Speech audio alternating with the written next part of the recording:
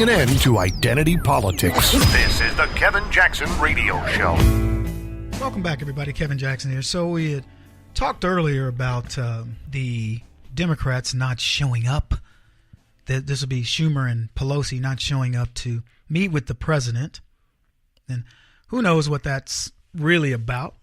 I said earlier that the Democrats have no vested interest in America, no vested interest in you. The only interest that they have, 100%, is in themselves. So we've got this GOP tax overhaul. They, of course, Nancy and Chuck are mad because they aren't getting their piece. But in this thing, the Republicans essentially held together and they got this done.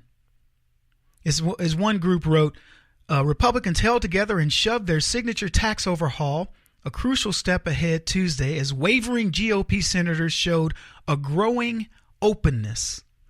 Now, I want to talk about that for just a second, the growing openness of these GOP senators, because I want you to know you've got Flake, who's flaked out. You've got Corker, who's flaked out. You've got John McCain, the Maverick, who's been flaked out. Brain damage of McCain. And you've got others like Murkowski and a few others that are rhino senators. They've been rhinos from the day we've known them. And suddenly, the Republicans held together.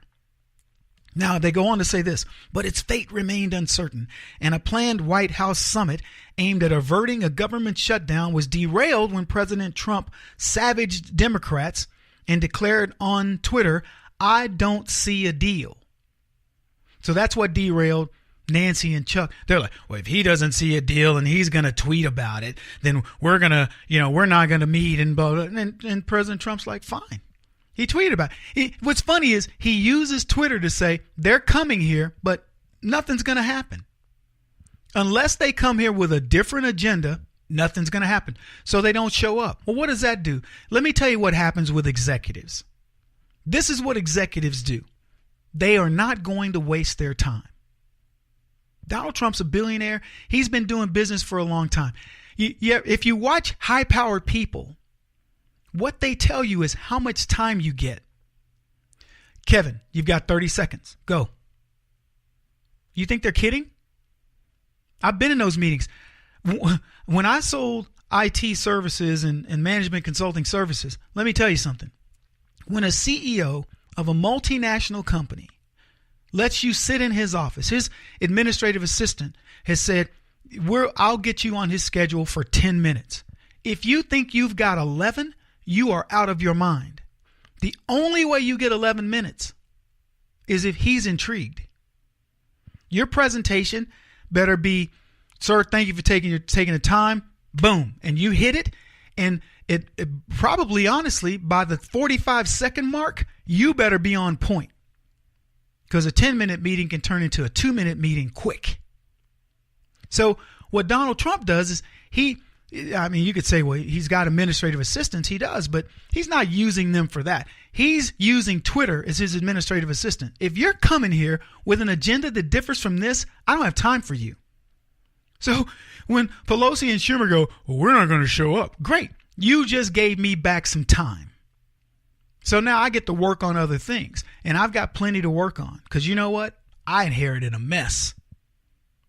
It's funny that Donald Trump, he knows what he's gotten into, and he has yet to utter, other than saying Barack Obama left a mess, but I'm cleaning it up.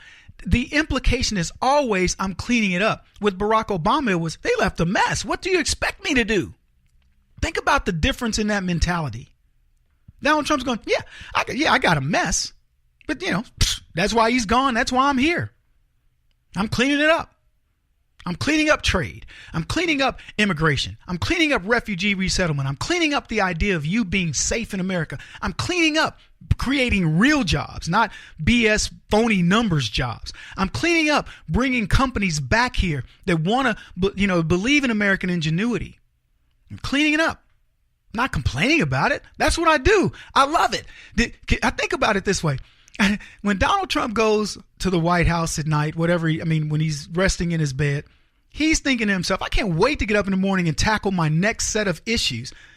But let me tell you, Barack Obama, was the most scared dude on the planet when he sat in that room, wherever he slept. And, Michelle probably slept in another room with a Secret Service agent.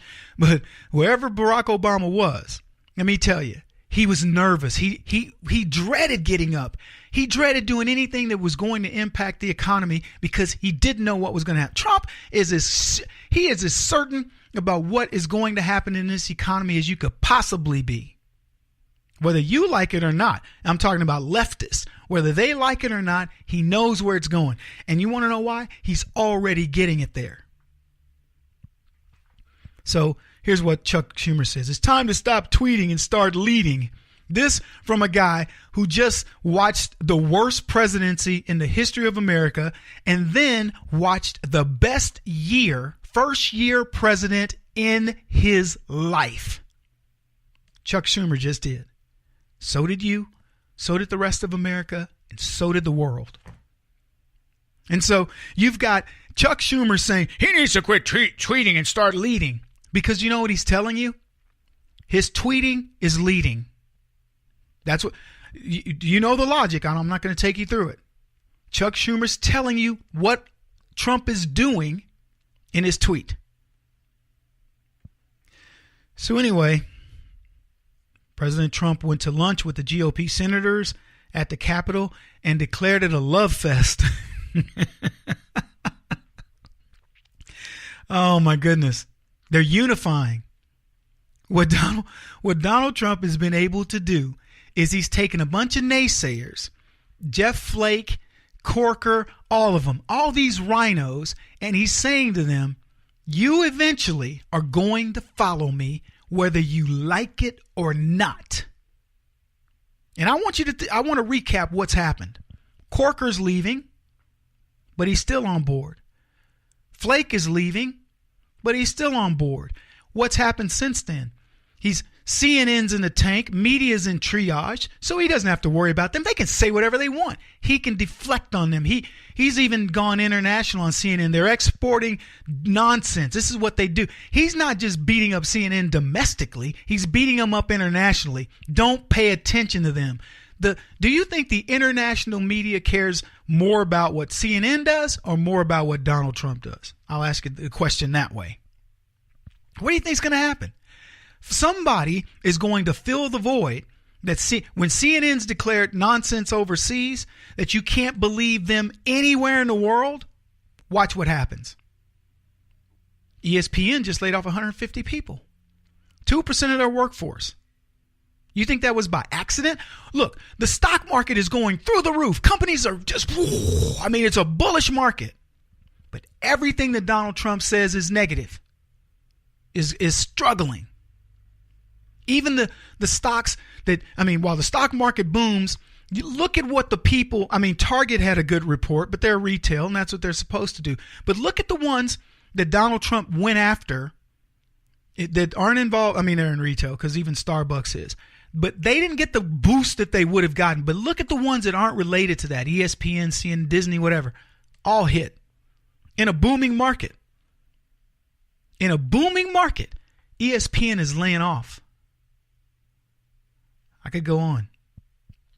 So the Republicans see the writing on the wall. Either you're going to work for the American people and you're going to pass the Trump agenda and you're going to get rid of this nonsense of thinking that there's some muscle memory left for Barack Obama, or you're going to get bulldozed. And I love it. I absolutely, I'm so excited going into a year. As we're looking at the Christmas vacation time and New Year's, I haven't been this excited to go into a new year in more than a decade. And maybe many of you will say the same thing.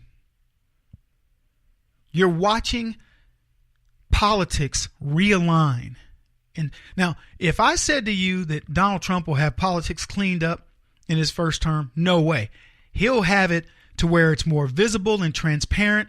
And then the sneaky stuff will happen again. And we got to get another person in 2024 who's going to be just like him, because it will be easy to go back. But I want you to understand everything that's been uncovered by Trump, and we're really going to get into it in the next hour when we talk about the CFPB. You won't believe what these people have done. But the takeaway here is party line 12-11 vote. The Senate Budget Committee advanced the tax measure to the full Senate, including wavering Republicans who went with Trump. Now it goes to the full Senate. Trump will get his tax plan. Just watch. He won't stop until he's the top-rated radio talk show host in America. What kind of weird competitive freak are you? This is the Kevin Jackson Radio Show.